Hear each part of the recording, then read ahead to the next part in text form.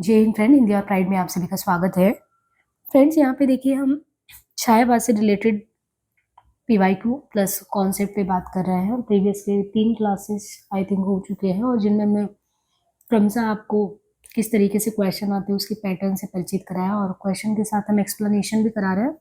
साथ ही जो हमारे छायावादी स्तंभ के तौर पे प्रसाद जी, निराला पंत और महादेवी वर्मा जी, उनके बारे में भी डिटेल से जो है जितने भी तथ्य हो सकते हैं महत्वपूर्ण कॉन्सेप्ट उन पे बात करें। उसी क्रम में आज हम पीवाईक्यू कराने से पूर्व आपको सुमित्रा नंदन पंत जी से उनकी रचनाओं से परिचित कराते हैं और जो भी महत्वपूर्ण इनकी रचनाएं हैं लगातार एग्जाम में आते हैं, हमें पता होना चाहिए, उनको याद करने का प्रयास करते हैं। फिर लास्ट में पीवाईक्यू कराएंगे। देखिए, सुमित्रा नंदन पंत जी की जब बात करें तो इनका समय है 1900 से 1977। तो ये टाइम आपको ध्यान रखना है क्योंकि पूछा जा सकता है, समय पूछा जाता है। तो सबसे पहले आपको सुमित्रा नंदन पंत जी का समय ध्यान रखना है। देखिए, सुमित्रा नंदन पंत जी का जन्म बात करें तो जन्म इनका कहाँ पे हुआ था? अल्मोड़ा में। और अल्मोड़ा, कौशाम्बी अल्मोड़ा, ये प्रकृति के इतने नजदीक रहे हैं, इसीलिए इनको जो एक कह सकते हैं कि विभूषित किया जाता है कि आप जो है पंत जो है वो क्या है? वो प्रकृति के सुकुमार कवि है। पंत जो है प्रकृति के क्या है? सुकुमार कवि। कई बार पूछा जाता है कि प्रकृति के सुकुमार कवि की संज्ञा किसे दी जाती है या किसको माना जाता है? तो सुमित्रा नंदन पंत जी को। अल्मोड़ा कौशाम्बी में जन्म होना, लेकिन इनका देहावसान यानी निधन जो है वो कहाँ होता है? निधन जो है इलाहाबाद में होता है। बचपन का नाम इनका था गोसाई दत्त और इनकी पहली अगर छायावादी रचना की बात करें तो उच्छ्वास है। उच्छ्वास यानी सांस को जो है ऊपर की तरफ सांस को छोड़ना। तो उच्छ्वास 1920 में इनकी पहली रचना। और इनकी अंतिम छायावादी रचना की बात करें, छायावादी रचना, ये भी ध्यान रखना है कि जो छायावादी रचना में अंतिम है तो उच्छ्वास के बाद ग्रंथि, बेड़ा, पल्लव, इसके बाद गुंजन आता है। और ये है इनका छायावादी दृष्टि से अगर देखें तो छायावादी दृष्टि से इनका गुंजन जो है अंतिम रचना। और आप ये देखो 1920 से 32 के दौर में, यानी 20 में इन्होंने उच्छ्वास लिखा, ग्रंथि लिखा, 27-28 लगातार बीड़ा और पल्लव, गुंजन। तो उच्छ्वास, ग्रंथि, बीड़ा, पल्लव, गुंजन आप कई बार रिपीट करेंगे तो भी याद हो जाएगा। उच्छ्वास, ग्रंथि, बीड़ा, पल्लव, फिर गुंजन। अच्छा, थोड़ा सा इसको अगर आप याद ही करें तो इस तरीके से आप करिए कि मान के चलिए कि ये कुछ बीड़ा है, ठीक है। बीड़ा में आप देखते हैं झनकार के लिए, गुंजन एक तरीके से मतलब आप इसको लीजिए झंकार से। तो ऊपर जैसे आप एक बीड़ा को कोई साधक साध रहा, मान लीजिए अषाढ्य वीणा आपने पढ़ा होगा गे जी का, तो मौन में भी किस तरीके से एक वो कह सकते हैं कि अगर आप बहुत ध्यान से सुन रहे हैं तो आपको आवाज सुनाई देता है। बिल्कुल आप देखिए पंत जी कह रहे हैं उच्छ्वास, यानी आप कोई भी व्यक्ति, एक साधक जो है, कला साधक, वो बीड़ा लेके बैठा है बहुत शांति माहौल में और वो श्वास को ऊपर नीचे छोड़ रहा है और बीड़ा की एक एक ग्रंथि में वो श्वास जो है या उसका जो एक तरीके से साधना है वो एक एक उसमें जो है लय के रूप में एक तरीके से फैल जाता है। और ये किस चीज में? बीड़ा में। तो श्वास छोड़ता है मौन प्रियम्बत और श्वास छोड़ रहा है ग्रंथि, यानी अलग अलग बीड़ा में फैल जा रहा है और बीड़ा लेके बैठा है। पल्लव, गुंजन इस तरीके से होगा। तो आप ये देखेंगे पल्लव हम लोग इसलिए भी पढ़ते, पल्लव पत्ते को भी कहते हैं, आम के पत्ते को पल्लव कहते हैं। और गुंजन उसकी वजह से क्या है, पूरा धुन जो है गुंजायमान हो गया है। तो 5 ये इनका पहला उच्छ्वास 1920 में आया, 1932 में गुंजन है 5। तो आपको इनकी छायावादी रचना को ध्यान रखना है। इसके बाद इसी तरीके से इनकी प्रगतिवादी रचना में 3 है, 36, 39, 40। युगांत, युगवाड़ी, ग्राम्य। युगांत नाम से ही पता चल रहा था, यहाँ पे हम देखिए बॉर्डर खींच दे। युगांत मतलब कि इस छायावादी युग के अंत की घोषणा 36 में कर देते हैं। अब आप कैसे याद रखेंगे? गोदान का समय भी आप देखेंगे 1936 ही है। और कहीं ना कहीं मुंशी प्रेमचंद जी का गोदान जो है 1936 अपने आप में जितने उनके दर्शन है या जीवन का पूरा अनुभव संचित है वो सब गोदान में आपको दिख जाता है। तो 1918 से लेकर 1936 का दौर यही तो है छायावाद का। तो युग का अंत की घोषणा जो है पंत जी किससे करते? युगांत से कर देते हैं। बाकी युगवाड़ी इनका 1939 में, ग्राम्य 40 में। तो ये 3 उनकी प्रगतिवादी रचनाएं हैं। इसके बाद आप देखेंगे कि ये रचनाओं को खत्म करने के बाद यहाँ क्रमशः 47, 48 तो ये अलग रचनाएं यानी नव मानवतावादी दृष्टि से ये रचनाएं आती हैं।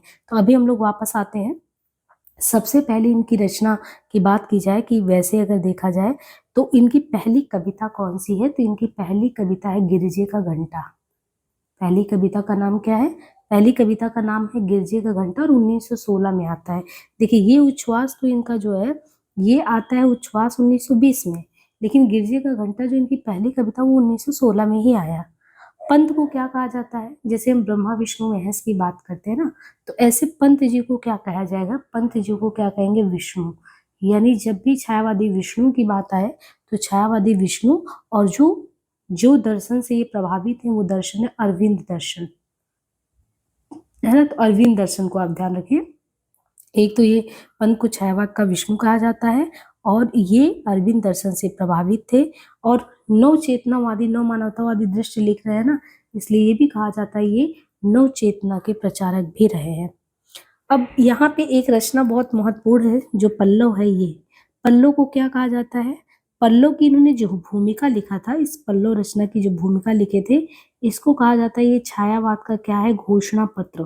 कई बार पूछा जाता है कि पंत जी ने छायावाद का घोषणा पत्र इनका किसमें भूमिका वो लिखा गया है? पल्लव जो कि 1928 में आया रचना, यहीं से छायावाद की घोषणा इनके द्वारा कर दी जाती है। इनकी एक कविता का नाम है भावी पत्नी के प्रति भी है और पल्लव से ही मान लिया जाता है कि पंत जी जो है, क्योंकि आप देखिए इनकी 5 रचनाएं तो ये कह रहे हैं कि छायावादी में है, इसके बाद युग के अंत करके ये प्रगतिवाद में चले जाते हैं। तो पल्लव की भूमिका से ये पता चल जाता है या कब तक ये प्रतिष्ठित इसमें रहे ये पता चल जाता है। और इतना ही नहीं, पल्लव की इतनी ज्यादा मतलब विशेषता है कि इनको छायावादी घोषित करने के साथ ही प्रतिष्ठा दिलाने के साथ ही जो पल्लव काव्य संग्रह है, इसको ये भी कहा जाता है यही है प्रकृति की चित्रशाला। प्रकृति की चित्रशाला भी यही है, छायावाद का अंतिम घोषणा पत्र भी अगर के छायावाद का अंतिम नहीं, छायावाद का घोषणा पत्र कहे तो भी है। अंतिम तो युगांत होता है।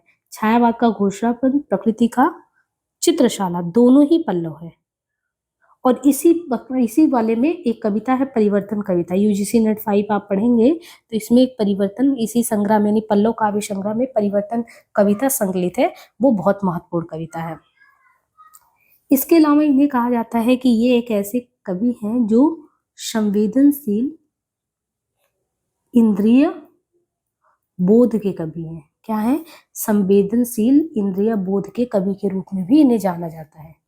वैसे देखिए पंत जी ने प्रकृति संबंधी कई श्रेष्ठ रचनाएं की हैं, जिनमें अगर आप प्रकृति की ही बात करें, और देखिए ये भी है यूजीसी नेट में लगा है, प्रथम रश्मि बहुत ज्यादा चर्चित रचनाओं में से एक है। प्रथम रश्मि, छाया है, छाया के अलावा जो है बादल है ना, नौका बिहार करके इनका एक बहुत महत्वपूर्ण है रचना, नौका बिहार है, झंझा में नीम करके है, ग्रामश्री करके है, हिमाद्री करके है, पतझर करके है। कुल मिला के आप इसमें देखेंगे कि इनकी प्रकृति की सुकुमारता देखी जा सकती है। अब एक कविता इनका, जैसे बीड़ा की बात की हमने कि बीड़ा, तो बीड़ा की खासियत क्या है? जैसे ये 1927 में इन्होंने बीड़ा लिखा। बीड़ा में शुरुआत की कविताएं जो उनकी संग्रहित है, तो उसमें वो उनके एक आप देखेंगे जैसे एक जिज्ञासु बालक है, प्रकृति को जानने की कोशिश कर रहा है कि प्रकृति में सरिता, अंधकार, निर्झर, लता, विहग, ये सब क्या है। तो वो बीड़ा में ऐसे ही मुद्दों पे कविता लिखते हैं जैसे अंधकार, निर्झर, लता, विहग, इस तरीके से लिखते हैं। इसके अलावा जैसे इनका ग्रंथ ये 1920 में आया, तो ग्रंथ की खासियत क्या है? इसमें इनकी प्रणय वेदना है। ग्रंथ में जो है प्रणय वेदना है, इसलिए ग्रंथ को कहेंगे। ग्रंथ एक तरीके से इनका विरह प्रधान काव्य है। ग्रंथ जो है वो विरह प्रधान काव्य है। स्वच्छंद अभिव्यक्ति प्रणय वेदना की, प्रेम की वेदना की अभिव्यक्ति वो सुर इसमें देखने को मिलता है। बाकी देखिए छायावाद, अगर युगांत की बात करें तो इसका खासी युग का अंत यानी छायावाद युग के अंत का उद्घोष कर ही देते हैं और यहीं से प्रगतिवाद की बात शुरू हो जाती है। तो युगांत है, युगवाणी है, ग्राम्य है, ये 3 ऐसे काव्य संग्रह की शैली जिसमें प्रगतिवादी चेतना आपको देखने को मिलता है और यहीं से युगांत से छायावाद का अंत भी हो जाता है।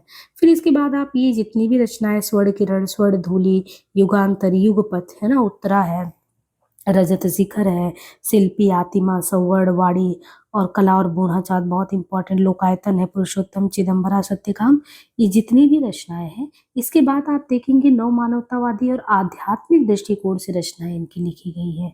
इसमें एक बहुत खास है, खादी के फूल का नाम सुना होगा और एग्जाम में भी पूछा गया है। खादी के फूल, ये खादी के फूल जो है ये पंत प्लस बच्चन यानी हरिवंश राय बच्चन इनकी संयुक्त रचना है खादी के फूल नाम से। और जो इसमें ग्राम्या करके था, ग्राम्या जो है ऊपर ही था, ग्राम्या जो था इसकी खासियत ये कि ग्राम्या जो है वो आध्यात्मवाद तथा अरविंद दर्शन दोनों का प्रभाव ग्राम्या में देखने को मिलता है। एक मौन निमंत्रण करके कविता है, देखिए नाम ही मौन निमंत्रण, यानी निमंत्रण किसी को आप देंगे तो बुला के कहेंगे ना, लेकिन एक ऐसा निमंत्रण है जो बिल्कुल चुपचाप है, तो आपको मौन निमंत्रण में क्या लगेगा, कुछ तो खास है। तो ये इनकी ऐसी कविता है, रहस्यवादी कविता है मौन निमंत्रण करके। 1961 में जो है पंत जी को भारत सरकार से मिला था, पद्म भूषण से इन्हें सम्मानित किया गया था। और कला और बूढ़ा चांद 1961 में, क्योंकि 61 में इनको पद्म भूषण दिया गया, कला और बूढ़ा चांद के लिए 1961 ईस्वी में इन्हें साहित्य अकादमी मिला था। तो ये साहित्य अकादमी ध्यान रखना है, कब मिला था 1961 में, क्यों मिला, कला और बूढ़ा चांद के लिए। इसके बाद चिदम्बरा के लिए 1968 में इनको, तो चिदम्बरा जो है ये इसके लिए ज्ञानपीठ, तो ज्ञानपीठ, अब देखिए बड़े पुरस्कारों में इनको 1968 में ज्ञानपीठ मिला, 1961 में कला और बूढ़ा चांद के लिए साहित्य अकादमी मिल चुका था।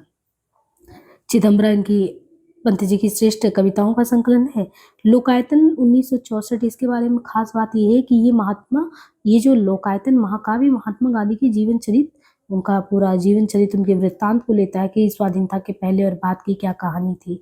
बाकी पंत जी तो एक ऐसे हैं कि प्रगतिवाद और प्रयोगवाद छायावाद की उपशाखा है, ऐसा कहते हैं, प्रगति प्रयोग की छायावाद से ही ये चीजें आगे बढ़ती हैं, ये कहना है पंत जी का। अब इसके अलावा जैसे हमने ये कहा था कि ये रचनाएं आपको उच्छ्वास 1920 में, ग्रंथि 20 में, बीड़ा 27 में, पल्लव 28 में, गुंजन 32 में, युगांत, युगवाड़ी, ग्राम्य, ये तीनों प्रगतिवाद हो गए, प्रगतिवादी रचनाएं 36, 39, 40। इसके बाद जो है ये रचनाएं स्वर्ण किरण 47, स्वर्ण धूलि 47, यानी किरण और धूल, यानी आप ऐसे याद करिए,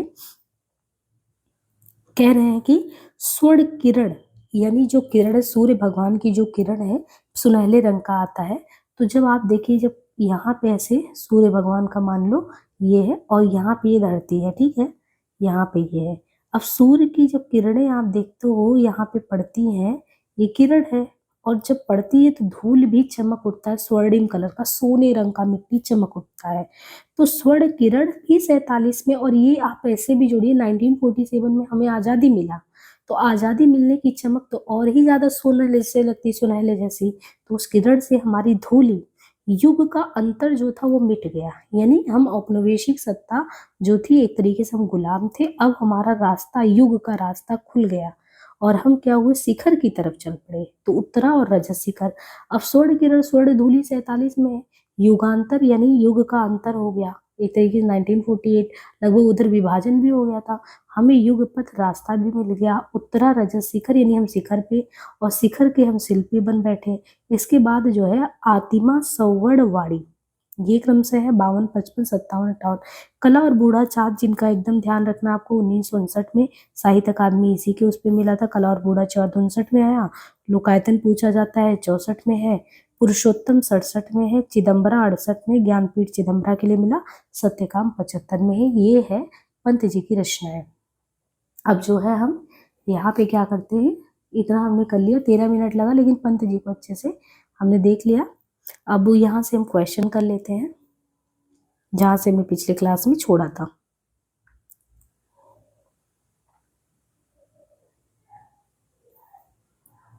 रामधारी सिंह दिनकर की काव्य कृति कौन सी है, लोकायतन, आर्यावर्त, उन्मुक्त, कुरुक्षेत्र। अभी हमने देखा कि दिनकर की काव्य कृति कौन सी है, ये पूछा जा रहा है, तो लोकायतन, उन्मुक्त, आर्यावर्त तो अलग है, लोकायतन तो अभी हमने देखा पंत जी का ही।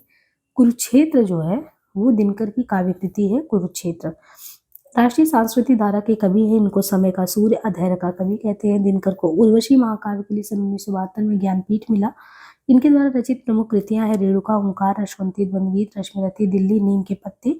जबकि लोकायतन जो है पंत की है, तथा आर्यावर्त किसका, देखिए आर्यावर्त किसकी है, आर्यावर्त मोहनलाल महतो वियोगी की है, तथा उन्मुक्त किसका है, उन्मुक्त सियाराम शरण गुप्त जी का है। बैठे हुए सुखद आतप में मृग रोमंथन करते हैं, उनके जो विवर से बाहर हो विषम विचरते हैं, ये पंक्तियों में किसका वर्णन है, साकेत में चित्रकूट का, साधवीड़ा में वन प्रांतर का, रश्मिरथी में परशुराम आश्रम का, कामायनी में सारस्वत प्रदेश का। तो बैठे हुए सुखद आतप में मृग रोमंथन करते हैं, ये साकेत में चित्रकूट का है, रश्मिरथी में परशुराम। तो ऐसी प्रकृति का वर्णन जो है किस कविता में देखने को मिलेगा? ये रश्मिरथी खंडकाव्य से, जिसमें जो परशुराम आश्रम का वर्णन है, यानी ये जो है प्रश्न जो है जहाँ है पंक्तियां जो है रश्मिरथी खंडकाव्य से है, जिसमें परशुराम आश्रम का वर्णन है। रश्मिरथी सूर्य का सारथी रचना दिनकर द्वारा 1952 ईस्वी में रचित है। इसमें कुल 7 सर्ग हैं। तो रश्मिरथी खंड काव्य से ये है जिसमें परशुराम आश्रम का वर्णन है। और रश्मिरथी सूर्य का सारथी रचना दिनकर द्वारा 1952 में रचित, इसमें कुल 7 सर्ग हैं। दिनकर को अधैर्य का कवि तथा डिप्टी राजकवि कहा जाता है। इनकी कृतियां रेणुका 1935, ओंकार 39, कुरुक्षेत्र 46, सामधिनी 47, इतिहास के आंसू 51, रश्मिरथी 52, उर्वशी 61, परशुराम की प्रतीक्षा 63। उर्वशी किसके द्वारा रचित रचना है? दिनकर, निराला, महादेवी वर्मा, पंत। उर्वशी दिनकर की रचना है। इनकी रचनाएं बारदोली विजय, प्रणभंग, रेणुका, ओंकार, रसवंती, द्वंद्वगीत, कुरुक्षेत्र, थूपचा, सामधिनी, बापू, इतिहास के आंसू, रश्मिरथी, दिल्ली, उर्वशी, परशुराम की प्रतीक्षा, हारे को हरिनाम है।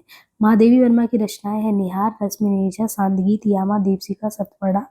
निराला की प्रमुख रचनाएं अनामिका, परिमल गीतिका, तुलसीदास, राम की शक्ति पूजा, सरोज स्मृति, कुकुरमत्ता, आड़िमा, बेला, नए पत्ते, अर्चना, आराधना, गीतकुंज, सांध्याकाकली, अप्सरा। सुमित्रा नंदन पंत की कृतियां है ग्रंथि, गुंजन, काम्या, युगांत, स्वर्ण किरण, स्वरधूलि, कला और गूढ़ाचार, लोकायतन, चिदम्बरा और सत्यकाम। उर्वशी के तीसरे अंक के आधार पर कौन से कथन सही है? उर्वशी के तीसरे अंक के आधार पर कौन से कथन सही है? शक्तिशाली और दुधुर्ष पुरुष भी सुंदरियों के टाच से आहत होते हैं। उर्वशी मानवीय है। उर्वशी कहती है ये देह भाव भ्रांति, यानी देह का जो भाव है एक भ्रांति है। पुनर्वा के अनुसार मर्त्य मानव को देवता कहा जा सकता है। इनमें सही का चुनाव करना है कि उर्वशी के तृतीय अंक के आधार पर कौन सा कथन सही है। तो यहाँ पे तीसरे अंक में अगर आप देखें तो उर्वशी जो है शक्तिशाली और दुधुर पुरुष भी सुंदरियों के कटाक्ष से आहत हो जाते हैं। तीसरे अंक के आधार पर ये सही है। शक्तिशाली और दुधुर पुरुष भी सुंदरियों के कटाक्ष से आहत हो जाते हैं। उर्वशी कहती है ये देश भाव भ्रांति है।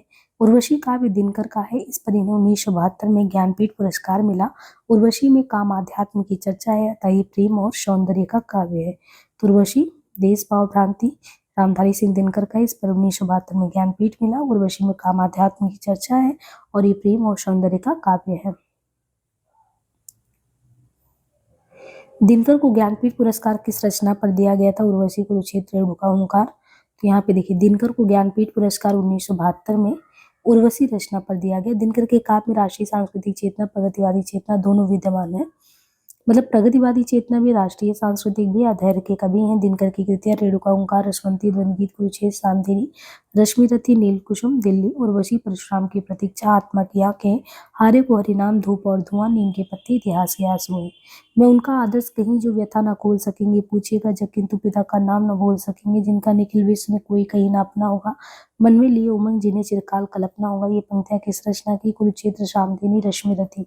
तो मैं उनका आदर्श कहीं जो व्यथा न खोल सकेंगे, पूछे जग किंतु पिता का नाम नहीं बोल सकेंगी। ये पंक्तियां आप देखिए पिता के संबंध में ये सारी चीजें रश्मिरथी से है। दिनकर की रचना रश्मिरथी है और ये महारथी कर्ण के जीवन पर आधारित है।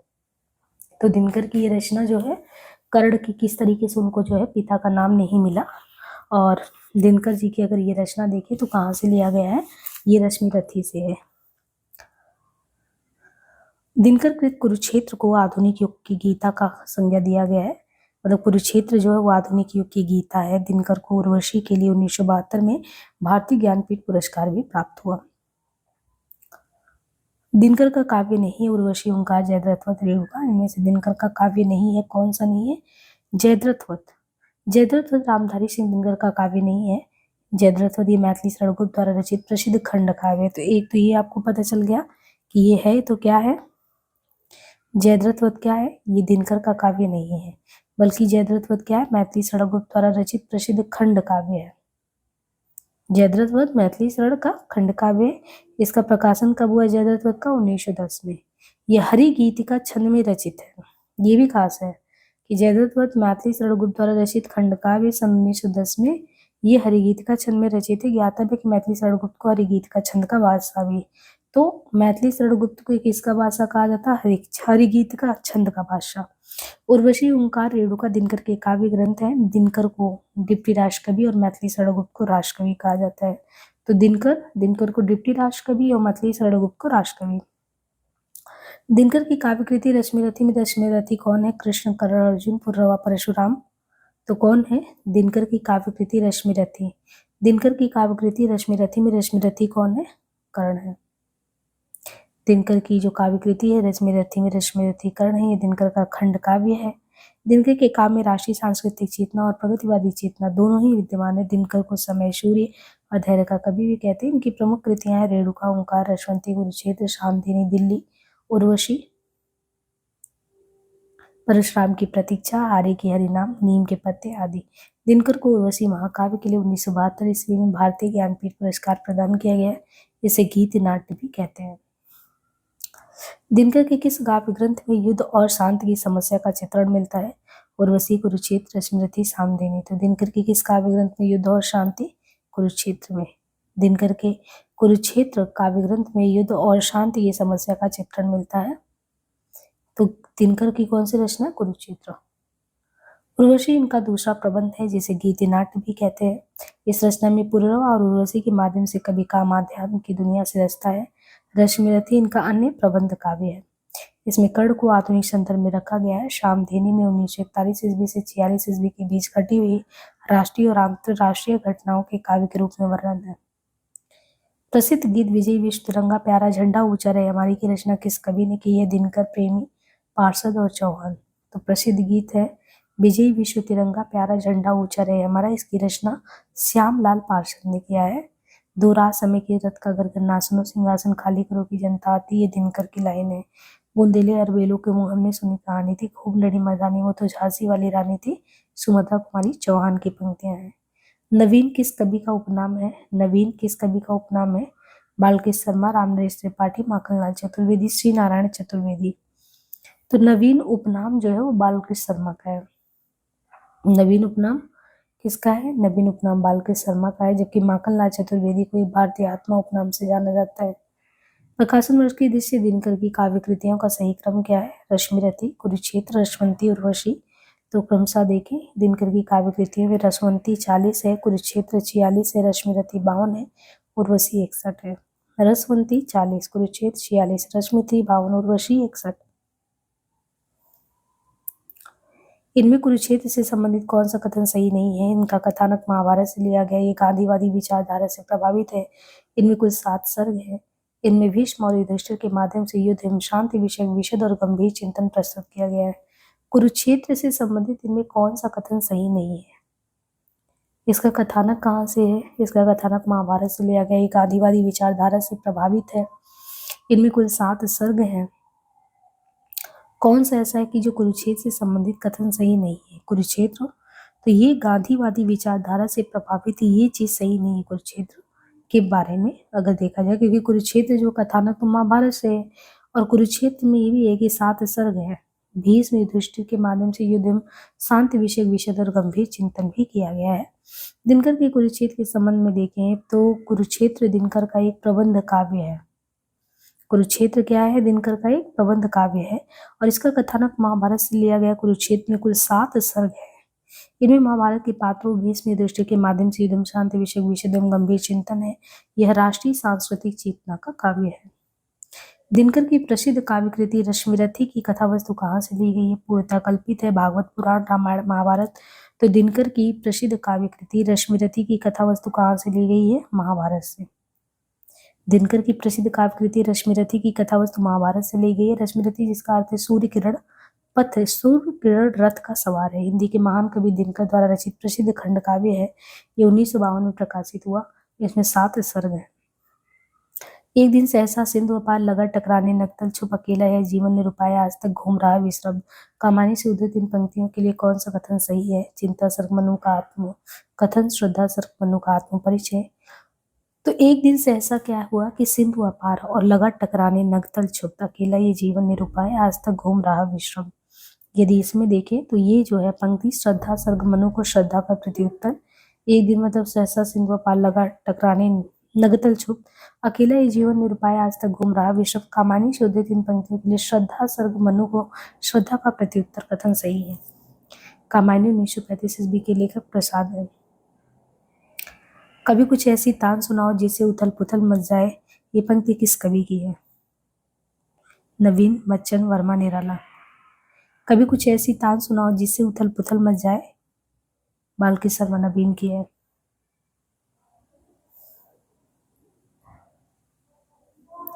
हो जाने दो गर्क नशे में, मत पड़ने दो फर्क नशे में, ये किसका है? नवीन का है। बीन भी हूँ मैं तुम्हारी रागनी भी हूँ, दूर हूँ तुमसे अखंड सुहागनी भी हूँ, ये किसका है? महादेवी वर्मा का।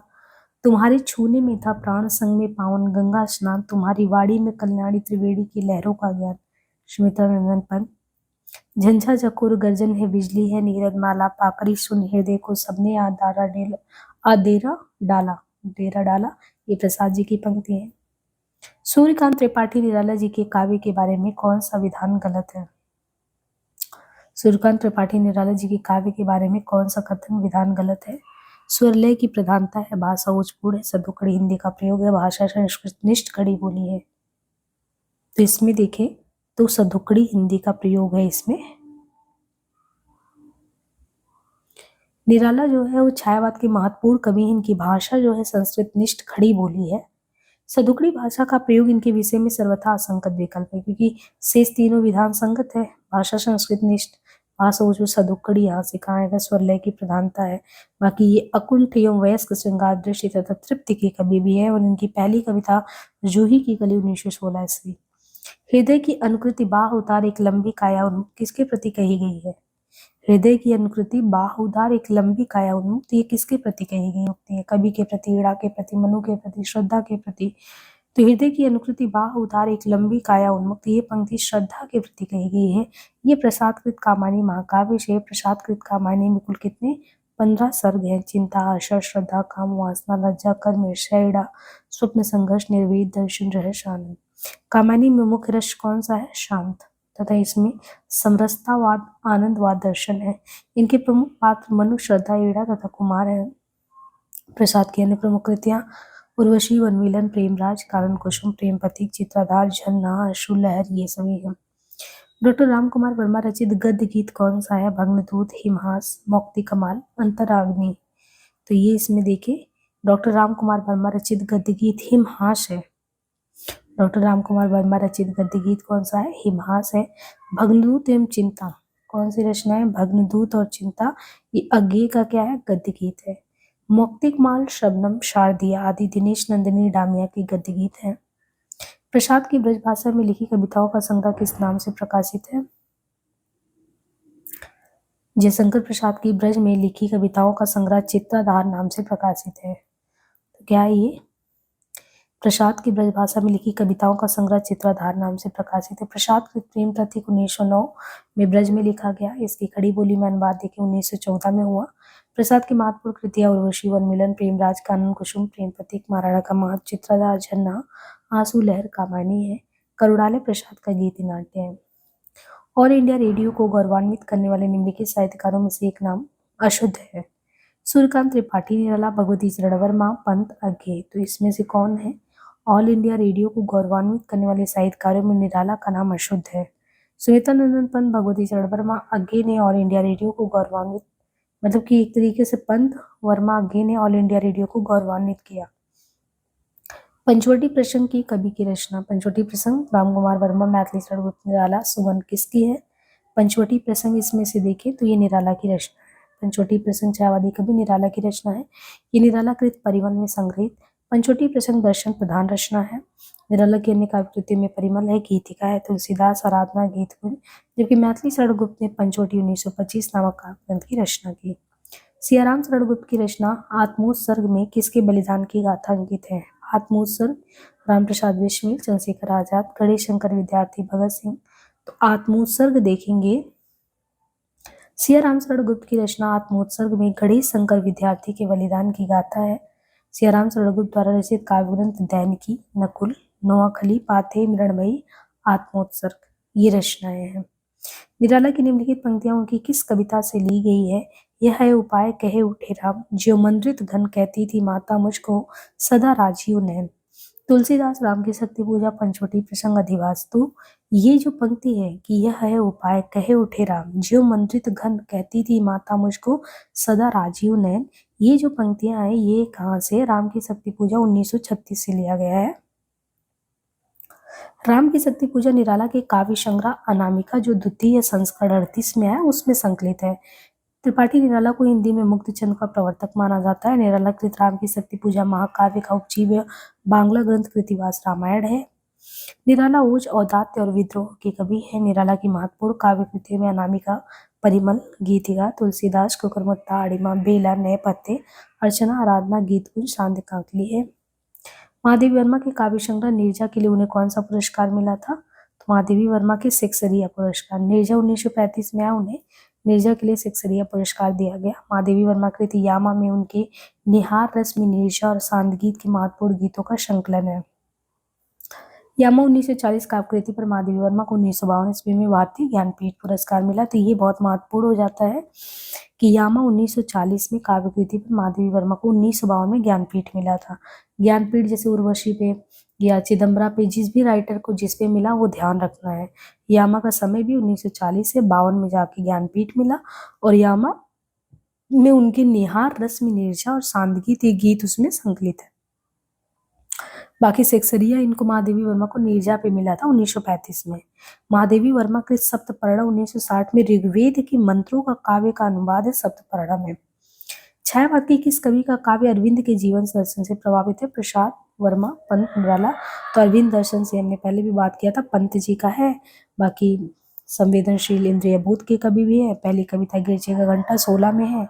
पंत के काव्य को विद्वानों ने 4 चरणों में बांटा है। छायावादी दृष्टि से देखिए उच्छ्वास 1920 ईस्वी, ग्रंथि 20 ईस्वी, बीड़ा 27, पल्लव 28, गुंजन 32 है।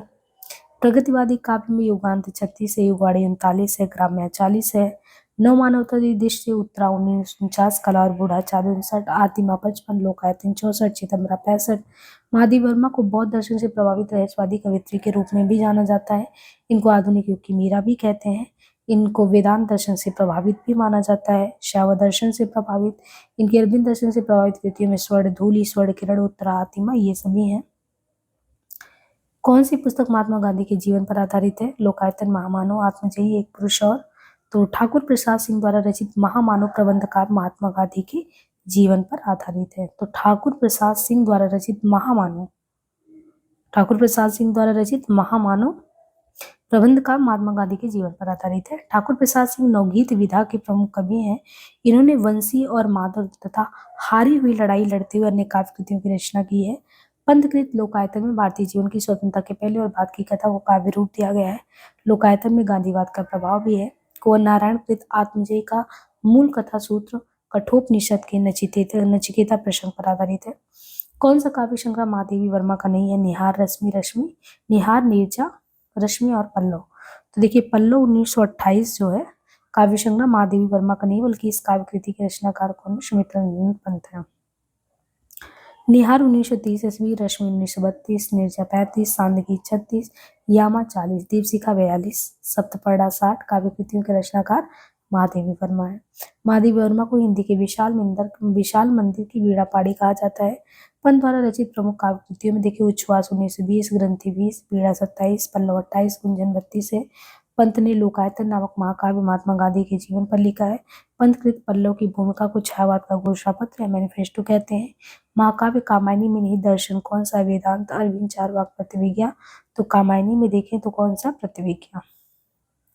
कामायनी 1935 को शांतिप्रिय द्विवेदी ने छायावाद का उपनिषद कहा है।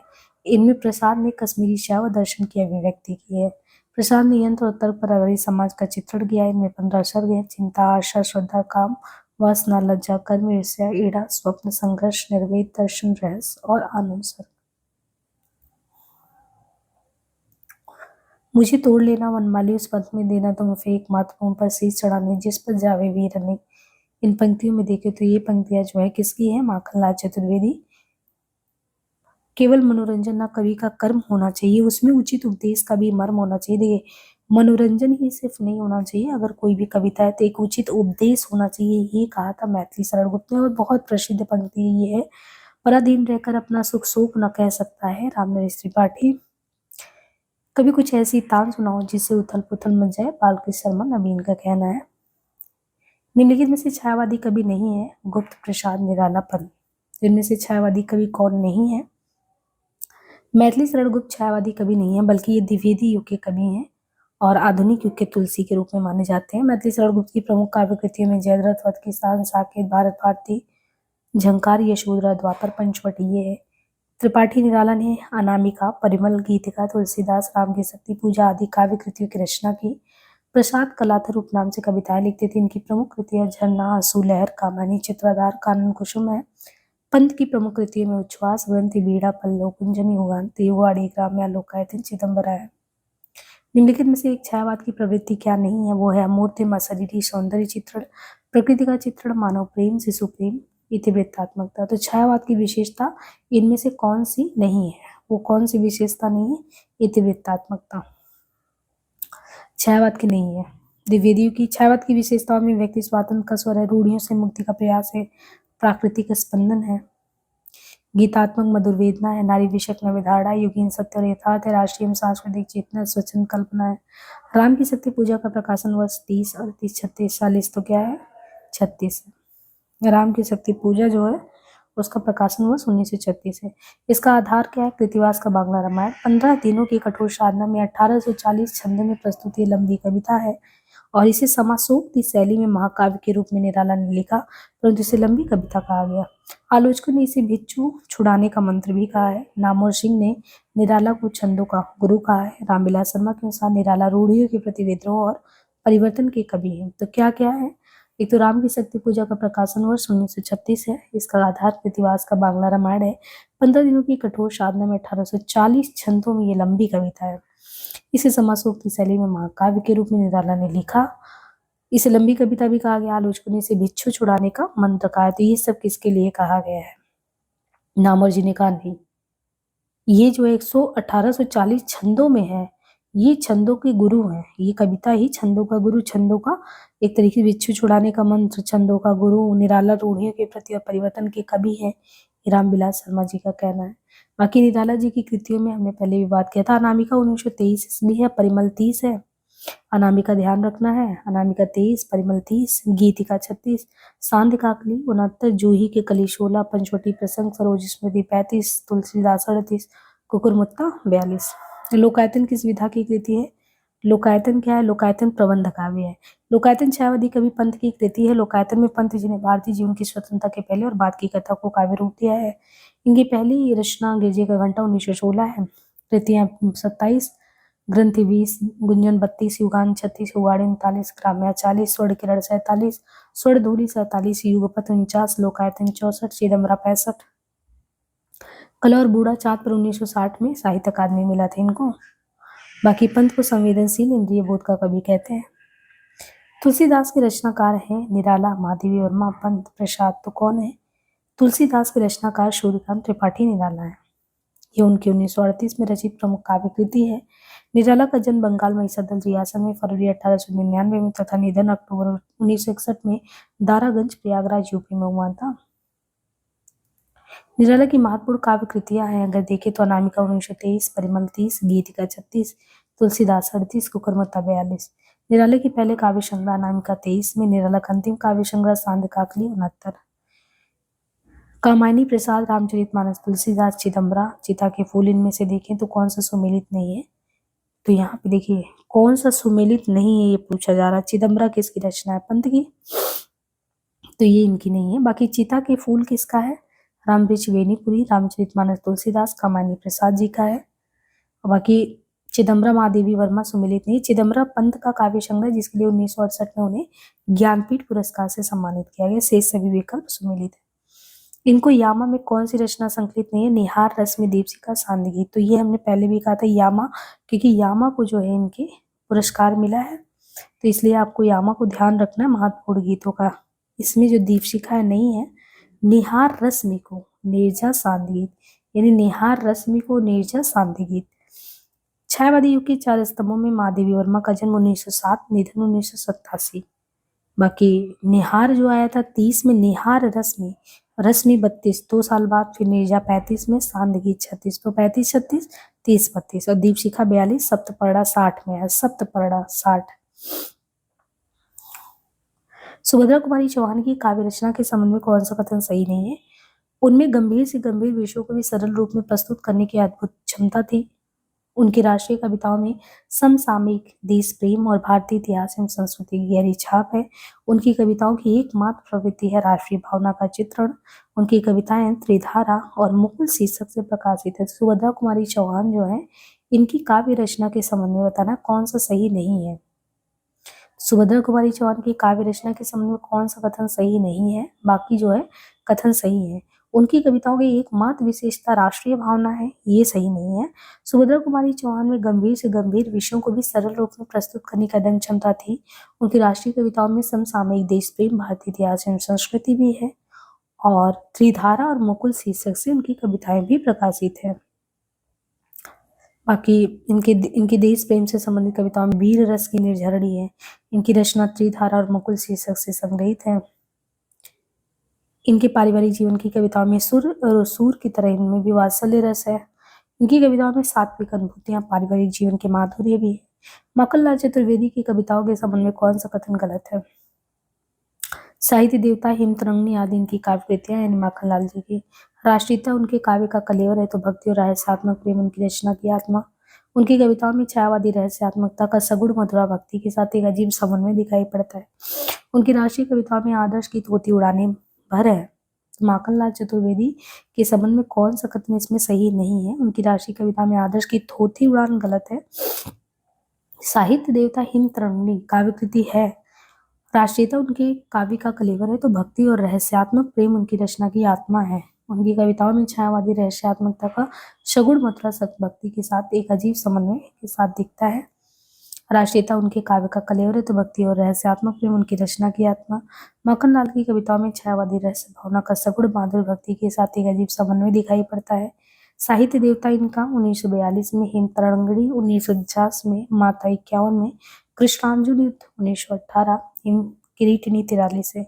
कौन से विकल्प सही नहीं है? संशय की एक रात में राम के मन के संशय को चित्रित किया गया है। उर्वशी का दर्शन प्रेम और ईश्वर जय और आध्यात्म धरातल को मिलाना है। कुरुक्षेत्र में गांधीवादी अहिंसा का समर्थन है। लोकायतन में स्वाधीनता पूर्व से लेकर उत्तर स्वप्न तक का विशाल भारतीय परिवेश है। तो कौन सा विकल्प सही नहीं है? कुरुक्षेत्र में गांधीवादी अहिंसा का समर्थन किया गया। दिनकर के कुरुक्षेत्र के संबंध में कथन गलत है। संशय की एक रात में राम के मन का संशय है। उर्वशी का दर्शन पक्ष प्रेम और ईश्वर जय और आत्म धरातल को मिलाना भी है। और कुरुक्षेत्र में ये समर्थन है तो ये सही नहीं है। बाकी लोकायतन में स्वाधीनता पूर्व से लेकर उत्तर स्वप्न तक का विशाल भारतीय परिवेश जो है उसको चित्रित किया गया है। दिनकर ने द्वितीय विश्व युद्ध के कारणों, समस्याओं, युद्ध की उपादेयता आदि पर विचार कर युद्ध दर्शन प्रस्तुत करते हुए कुरुक्षेत्र की रचना की।